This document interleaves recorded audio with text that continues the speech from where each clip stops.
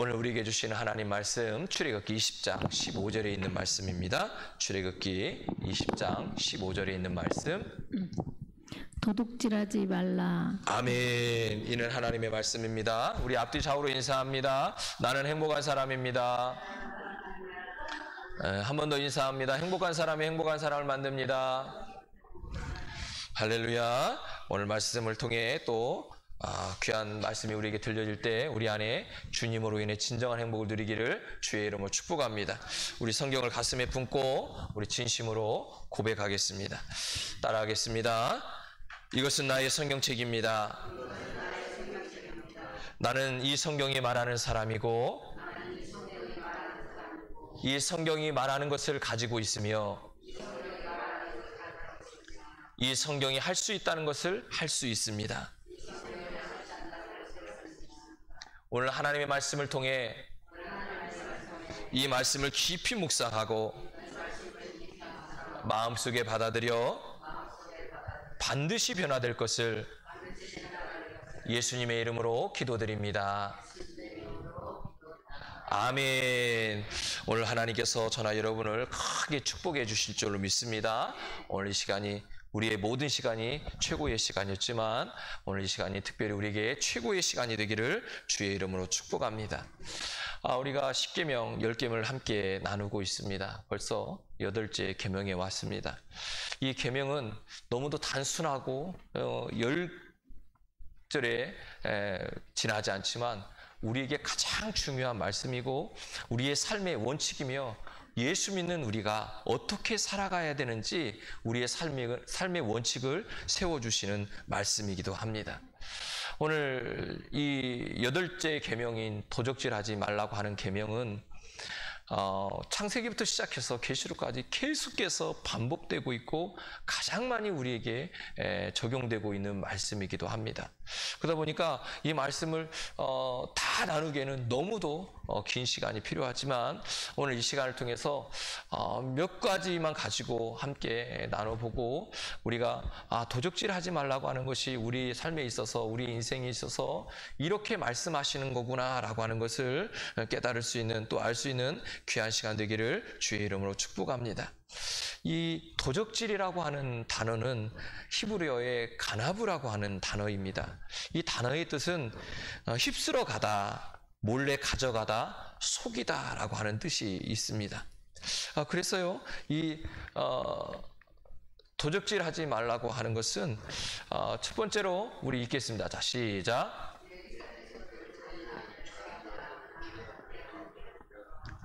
그러니까 도적질하지 말라고 하는 첫 번째는 이웃의 소유를 잔인하게 취하거나 강제로 뺏지 말라는 거예요.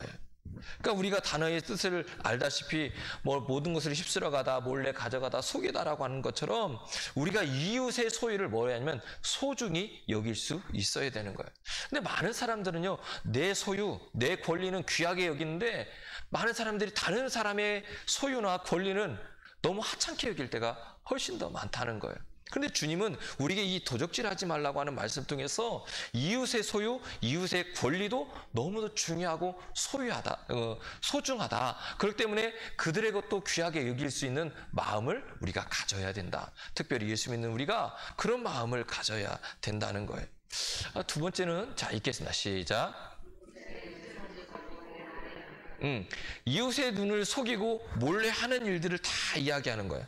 그러니까 도적질은요, 창세기 31장 7절과 27절에 보니까 은밀히 행하는 것도 도적질이라는 거예요. 그러니까 남을 속이기 위해서 은밀히 행하는 것, 이것도 도적질이라고 말씀하고 있어요.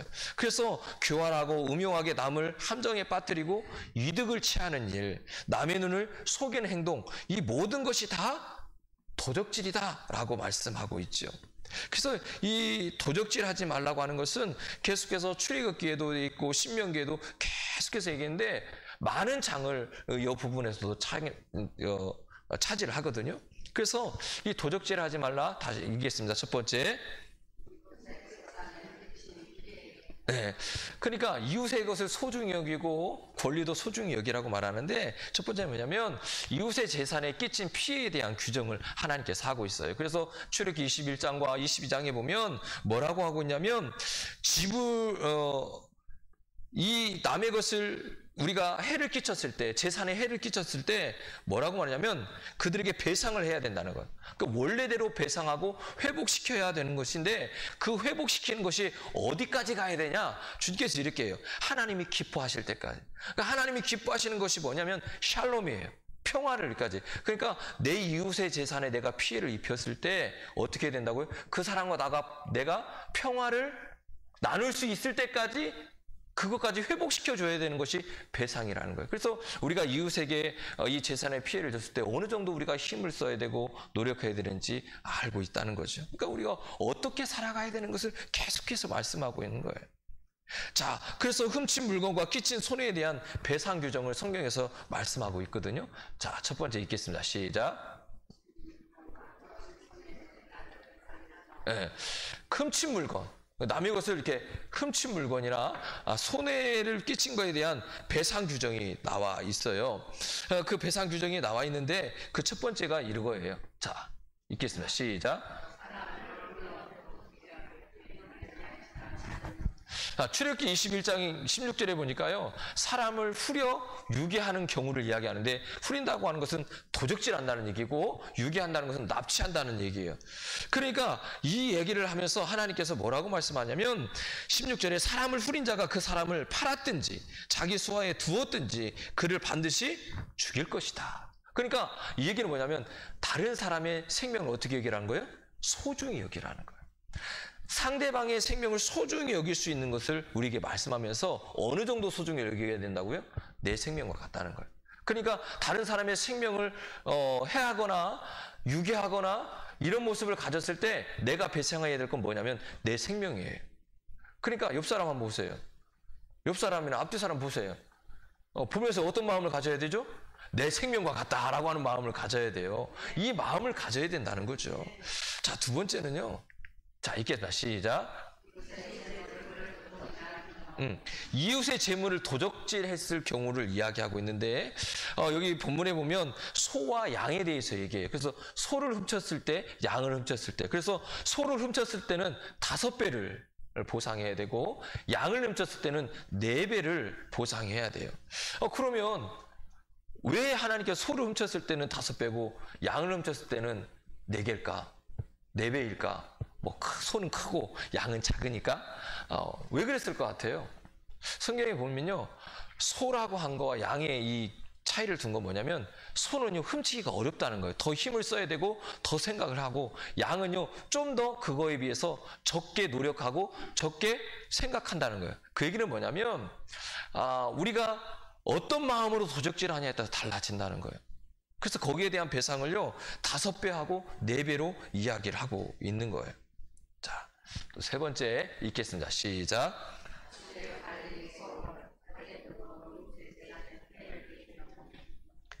자, 가축에 대한 것, 또 화재에 대한 이야기를 하고 있어요. 하나님 참 세심한 것 같아요. 남이 가지고 있는, 내가 기르는 가축뿐만 아니라 이 불이 났을 때에도 어떻게 우리가 피해를 배상해야 되는지에 대해서 말씀하고 있는데, 전체적으로 이야기하는 건 뭐냐면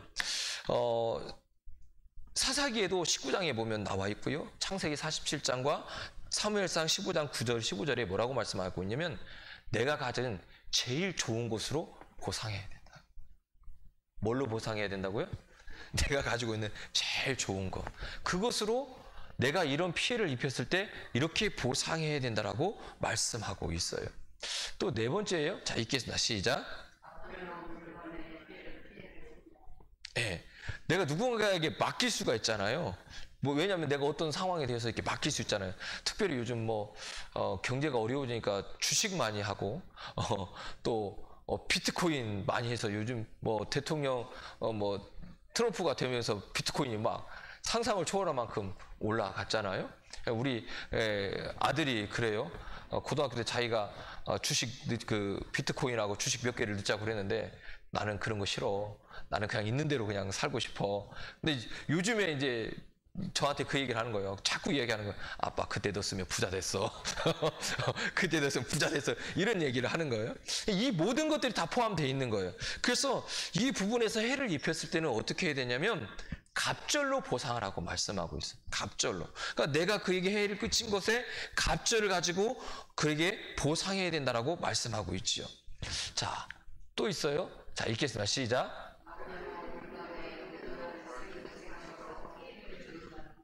자, 내가 맡겨놨는데 그 물건이 우연히 그 나도 모르는 사이에 내가 의도치 않게 잃어버릴 수도 있잖아요. 이제 그런 거에 대해서 말씀하고 있는 거죠. 그것은 이렇게 얘기해요. 성경에 보니까 손을 대지 아니하고 여호와께 맹세하라는 거예요. 그러니까 하나님 앞에서 맹세하고 이것이 진짜 나도 모르는 사이에 내가 의도한 것이 아니고 내가 생각한 것이 아니고 내가 그냥 맡아만 놨었는데 없어졌을 경우 저도 곤란하잖아요. 내가 간 것도 아닌데 이런 경우를 이야기하는 거예요. 그렇다면 네가 하나님께 맹세해라. 진짜 그런지. 그리고 나서 그렇게 맹세하고 나서 그것이 정직하다면 그냥 있는 그대로 원래 것대로 보상하게 돼 있지요. 또 자 읽어요. 시작. 내가 이게 좋은 컵을 빌려서 쓰려고 이렇게 빌려왔잖아요. 근데 나도 의도치 않게 빌린 것이 깨질 수도 있잖아요. 그런 경우를 이야기하는 거예요. 그러니까 이 경우는 두 가지를 얘기해요. 성경에 보니까 출애굽기 22장에 보니까 두 가지를 얘기해요. 첫 번째는 뭐냐면 빌려와서 쓰는 거예요. 빌려 쓰는데 나 혼자 있을 때 이거를 깨먹을 수 있잖아요.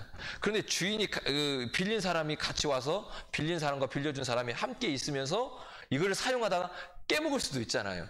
이게 하나님께서 참 세심하셔요. 이 두 경우를 얘기하는데 첫 번째 경우에 내가 빌려와서 내가 혼자 사용하다 깨먹으면요 그대로 보상을 해야 돼요. 근데 이제 빌려준 사람과 같이 이렇게 컵을 가지고 같이 이야기하고 대화하다가 깨먹을 수 있잖아요. 그때는 보상을 하지 않았어요. 그러니까 함께 있을 때와 없을 때의 차이를 분명히 하나님께서 이야기하고 있어요. 또 이런 경우도 있어요. 자, 읽겠습니다. 시작. 이웃의 재산에 대한 끼친 거에 대해서 이야기하고 있는데요. 이 말씀을 첫 번째로 뭐라고 하냐면 자 읽어요. 시작. 자, 그러니까 이웃의 자유와 행복을 위한 규정도 하나님께서 말씀하셨는데 그러니까 이웃에게 자유와 행복을 뺏는 것도 뭐라고요? 도적질이라는 거예요.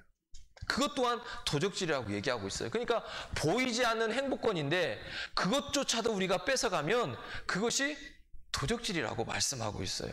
그래서 첫 번째로 뭐라고 얘기하냐면 자 읽어요. 시작. 자, 돈이나 식물을 빌려간 이웃에게 뭐라고 하냐면 이자를 받지 말라는 거예요. 근데 이 이자를 받지 말라는 이야기도 이렇게 얘기하셔요.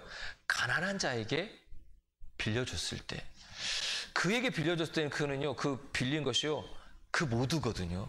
전부예요. 그 전부인데 그것에 대해서 이자를 받으면 그가요 그 이자를 갚느라고 다른 생활을 할 수가 없는 거예요. 진짜 생활해야 될 것을 생활하지 못할 경우가 있다는 거예요. 그래서 가난한 자가 궁핍하여서 생계를 위해서 꾸은 거에 대해서는 이자를 받지 말라는 거예요. 자, 또 두 번째 읽겠습니다. 시작. 자, 우리의 성원에 대해서 이야기해요.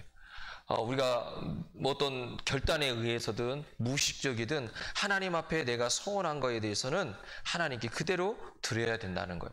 근데 그대로 하지 못한 것도 뭐라고요? 도적질이라고 분명히 말씀하고 있어요. 이렇게 신명기 23장에 보니까요. 요구하지 않은 일을 자발적으로 엄숙하게 하나님께 맹세하여 약속한 것이 바로 서원한 것이다. 또 시편 15편 4절에 보니까 여호와께 서원하였거나 서원하였거든 피하지 말고 그 입에서 나온 대로 다 행해라 이렇게 말씀하고 있어요. 또 이런 도적질에 대한 규정을 이렇게도 얘기해요. 자 읽어요. 시작. 굶주린 이웃에게 우리가 자비와 긍휼을 베푸지 않는 것도 뭐라고요? 도적질이에요. 그러니까 너무 궁핍하고 힘들게 살아가는 그들을 돕지 못하는 것, 긍휼을 품어주지 못하는 것도요, 그것도요 도적질이라는 거. 그러니까 우리가 뭐 해야 되는 거예요? 그들을 못 볼 때마다 하나님의 마음으로 주님의 마음으로 사랑하고 나눠야 된다라고 말씀하고 있는 거예요. 그런데 그것을 보고도 나누지 못하는 것이 뭐라고요? 그것 또한 도적질이라고 말씀하고 있어요. 자, 또 있어요. 자, 읽겠습니다. 시작. 자, 신명기 24장의 5절에 보면요. 이것도요, 도적질이라는 거예요. 그러니까 쉽게 얘기하면 결혼을 했어요. 성경 그대로 얘기하면 결혼을 했는데 군대에 가면 안 된다는 거예요. 군대 갈 게 아니라 1년 동안은 가정에서 그 행복을 누리게 해줘야 된다는 거예요. 그래서 1년 동안 가정을 꾸리고 함께하고 이 삶을 누리다가 1년 후에 군대를 가는 거예요. 그러니까 이런 규정도 하나님께서 만들어주셨어요. 그러니까 우리의 삶 가운데 세심한 부분까지 하나님께서 우리가 어떻게 해야 되냐라고 하는 거예요. 왜 이 1년이라는 시간을 줬을 것 같아요? 결혼을 했어요. 했는데 이 남편이 지금 군대를 가요. 결혼하자마자. 그럼 어떻게 될 것 같아요? 아내에게서 남편을 뺏어간 거예요. 그러니까 이것도 도적질이라고 이야기하는 거예요. 자, 또, 자, 읽겠습니다. 시작. 네, 이웃의 자유와 행복을 위한 규정도 있어요. 자, 읽겠습니다. 자, 맷돌이 뭔지는 아시죠? 애들은 이런 거 표현도 해주던데, 얘들아 맷돌이 뭔지 아냐? 그랬더니 이거라 이렇게만 하더라고요. 맷돌이 뭔지는 아는 거예요. 맷돌이 우리가 지금은 뭐 기계로 다 하지만 예전에는 그래도 콩국수 해 먹을 때 콩 갈 때 썼는데, 그 전에는 곡식을 빻을 때 사용했던 게 이 맷돌이잖아요. 근데 맷돌의 윗부분 아랫부분을 하나님께서 말씀하시는데, 윗부분이 없으면 어떻게 되죠? 맷돌의 역할을 감당할 수가 없어요. 아랫부분이 없으면 똑같죠. 그러니까 두 개가 다 있어야만 되는 거예요. 그런데 이 맷돌에 대한 전당 얘기는 뭐냐면, 우리가 이웃이 그 써야 돼야 곡식을 빻아서 먹을 수 있는데 그것을 하나 뺏어가는 거예요. 뺏어가는 거, 그것이 잘못됐다는 거예요. 그래서 그거에 대한 것도 하나님께서 분명히 말씀하고 있어요. 그래서 이 맷돌이라고 하는 말씀을 하는 이유는 뭐냐면, 우리에게 생필품이잖아요. 먹기 위한 것들. 근데 이것을 뺏어가는 것은 그 사람에 대한, 그 가정에 대한 위협을 하고 있는 거다라고 말씀하고 있기 때문에 이것도 뭐라고요? 도적질이라고 말씀하고 있는 거예요. 자, 이야기는 우리가 자기 형제 이웃의 유기에 대한 이야기는 앞에서 한번 했으니까 우리가 기억하고 있으면 좋을 것 같아요. 자, 그래서 도적질은요, 이렇게도 말씀해요. 말씀을 도적질해서는 안 된다는 거예요. 예레미야 23장 30절에 보니까 이렇게 말씀해요. 나 여호와가 말하노라. 그러므로 보라, 서로 내 말을 도적질하는 선지자들을 내가 칠 것이다 라고 말씀해요. 이 얘기는 어떤 얘기냐면, 예레미야 때에 참 선지자와 거짓 선지자가 있었어요.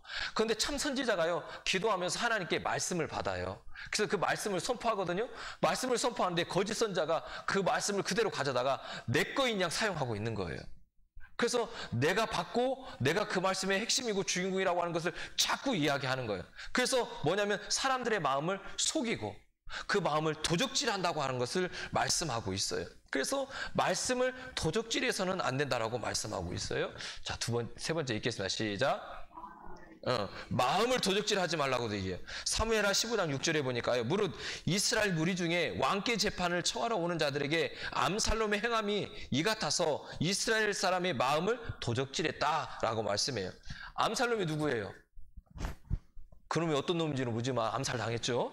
근데 다윗의 아들이에요. 다윗의 아들인데 이 암살롬이 나중에 반란을 일으키잖아요. 그래서 아버지 쫓아내고 왕이 되려고 하잖아요. 그런데 그 전에 한 일들을 이야기하고 있는 거예요. 암살롬이요, 성벽 앞에서, 성문 앞에서요, 사람들을 기다리고 있는 거예요. 사람들이 성문에 왜 들어가죠? 그들이 가지고 있는 문제, 그리고 가지고 있는 어려움들을 해결받기 위해서 성문에 들어가서 안에 있는 제사장을 만나고요, 그걸 재판할 수 있거나 해결해 줄 수 있는 분들을 만나야 돼요. 만나서 그 해결을 받아야 되는데, 암살롬이 안에 들어가기 전에 성문 앞에 딱 서가지고요, 오는 사람마다 다 이야기를 듣는 거예요. 그러면서 뭐라고 하냐면, 얘들아, 안에는 너희들의 문제를 해결해 줄 수 있는 사람이 없어. 그러니 내가 그 문제를 해결해 줄게 하고, 자기 뜻에 맞게, 자기 입맛에 맞게 그 사람들의 이야기들을 듣고 다 해결해 주는 거예요. 그래서 그들의 마음을 뭐 하는 거죠? 빼앗는 거예요. 속이는 거죠. 그래서 마음들을 훔친다라고 말씀해요. 그러니까 오늘 저나 여러분에게도 자꾸 이야기하는 거예요. 하나님의 뜻, 또 우리가 말씀대로 살아가면서 자꾸 우리가 이런 문제에 쌓일 때가 훨씬 더 많다는 거죠. 만일 내가 하나님의 말씀을 가지고 사람들의 마음을 뺏는다고 하면 그것도 도적질이라고 말씀하고 있어요. 또 이렇게도 이야기해요. 자, 자, 넘겨줘 보세요. 뭘 클릭한 것 같아요? 자, 읽겠다. 시작. 모든 시간은 누구의 것이에요? 하나님의 것이에요. 그럼 그 시간을요, 낭비하거나 허비하는 것도 주님 보시기에는 도적질이라는 거예요. 그 얘기는 뭐냐면 하루하루를 최선을 다해서 살아가라는 거예요. 예배서 5장 16절에 보니까 세월을 아끼라 때가 악하기 때문이다라고 말씀해요. 그러니까 시간의 도적질하는 것은 육신과 정욕의 안목, 이생의 자랑, 이런 것들 때문에 하나님이 우리에게 주신 시간들을 자꾸 낭비하고 살아간다는 거죠. 그래서 하나님 주신 시간을 우리가 도적질하지 말라는 거예요. 오늘 우리가 예배하는 시간이에요. 이 시간을 예배를 드리는 것도요, 우리가 예배를 드리지 않는 것은 이 시간을 하나님께 드리기로 작정하고 결단하고 드리는 건데, 그것을 우리가 소홀히 여기는 것도 도적질인 거예요. 그러니까 우리의 모든 삶의 영역 속에서 우리에게 주신 시간을 하나님 중심으로 우리가 살아가고 최선을 다해 살아가고 내 삶 속에서 하나님이 이끄실 것을 기억하면서 살아가야 되는데 그렇게 살아가지 못하는 것조차도 하나님은 도적질이다라고 말씀하고 있어요. 오늘 저나 여러분이 우리 인생에 있어서 나에게 주신 모든 시간을 최선을 다해 드리기를 주님 축복합니다. 그것이 우리 하나님께 우리에게 주시는 말씀이기도 합니다. 자, 또 읽겠습니다. 시작. 헌물과 11조를 도적질해서도 안 된다는 겁니다. 말라기 3장 8절에 보니까 사람이 어찌 하나님의 것을 도적질하겠느냐. 그러나 너희는 나의 것을 도적질하고도 말하기를 우리가 어떻게 주의 것을 도적질했습니까? 이는 곧 11조와 헌물이다 라고 말씀해요. 그러면 헌물에 대한 도적질에 대해서 이야기하고 있어요. 헌물을 도적질해서는 안 된다는 거예요. 그 얘기는 뭐냐면 우리로 하여금 우리의 삶 가운데 주신 모든 것들이 있어요. 그러면 우리의 나 자신은 헌물일까요? 아닐까요? 확실해요? 그러니까 우리에게 하나님 성전에 드리는 이 모든 것들도 다 성물이에요? 성물인데 여기 있는 게 모든 게 성물이에요. 하나님 전에 들어온 게. 그러면 거기서 멈추는 게 아니라 주님은 우리에게 뭐라고 하냐면 너는 거룩한 성전이라고 말씀해요. 그럼 우리는 뭐예요? 성물이에요. 우리도. 그럼 이 성물을 함부로 하면 돼요? 안 돼요? 안 돼요. 그러니까 이것도 내가 함부로 하거나 낭비하는 것, 잘못되게 사용하는 것도 도적질이라고 말씀하고 있는 거예요. 그러니까 우리는 우리의 삶의 모든 영역에 있어서 모든 것이 하나님의 것이라는 걸 기억해야 돼요. 하늘 아래에 있는 모든 것이 주님의 것이에요. 우리도 주님의 것이에요. 우리는 특별히 하나님께서 주신 하나님의 성전이에요. 우리 안에 있는 모든 것들이 다 성물이란 말이에요. 그렇기 때문에 우리가 우리의 삶을, 우리 인생을요, 귀하게 여길 수 있는 것, 그것이 도적질이 않는 거예요. 오늘 저나 여러분이 우리에게 주신 하나님께서 보여지는 성물뿐만 아니라 우리의 삶에 주신 우리 육체, 우리 성전도 귀하게 여길 수 있기를 주의 이름으로 축복합니다. 또 이야기하죠? 읽겠습니다. 시작. 네. 11절을 도적질해서는 안 된다고 말씀하고 있죠. 말라기 3장 16절 우리가 읽었던 말씀처럼 우리가 모든 것이 다 하나님의 것임을 기억하며 고백하라고 말씀하고 있어요. 사랑하는 성도 여러분, 우리가 이 도적질에 대한 이야기들을 말씀 여러 가지 다 했지만 이 핵심이 뭐냐면 늘 하나님 중심으로 내가 살아가고 있냐라고 하는 걸 묻고 있는 거예요. 하나님 중심으로 살아가면 내 모든 것이 주님의 것이고 시간도 환경도 상황도 다 주님의 것이기 때문에 주님 중심으로 살아가요. 그러면 도적질하지 않을 수가 있단 말이에요. 그런데 우리가 그것을 잃어버린 순간 모든 것을 다 도적질해요. 내 이웃을, 내 형제를, 내 가족을 소홀히 여기는 그 순간에 내 형제에 대해서, 내 가족에 대해서 도적질할 수도 있어요. 그러니까 이 모든 것이 다 하나님이 나에게 주신 귀한 것임을 기억하고 깨달으면 모든 것을 보면서 우리가 도적질하지 않고 하나님 주시는 은혜 가운데 살아갈 수 있어요. 오늘 저나 여러분이 우리의 삶 가운데 우리를 인도하시는 주님 앞에 예수 십자가의 부활에 또 다시 오실 주님을 기억하면서 우리의 마음을 온전히 드리고 우리의 삶을 드리고 우리의 모든 환경을 하나님께 드림으로 도적질이 아니라 하나님께 온전히 드릴 수 있는 귀한 삶이 되기를 주의 이름으로 축복합니다. 자, 우리 십계명을 합니다. 다 1, 2,